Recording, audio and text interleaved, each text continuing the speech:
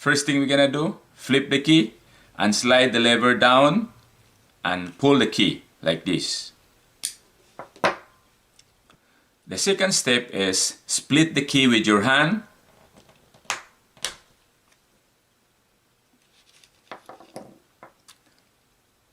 and separate the battery holder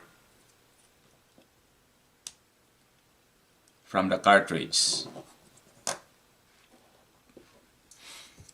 Then push the battery with your thumb, then pry with a small screwdriver like this. Remove this old battery. Put the new battery down. Don't forget to remove the cover of the battery. Next, put the battery, then push at the front until you hear a snap.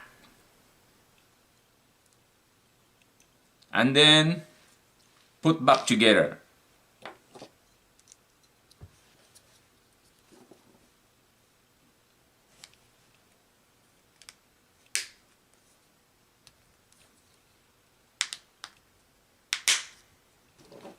To put back the key, you need to press again the lever down.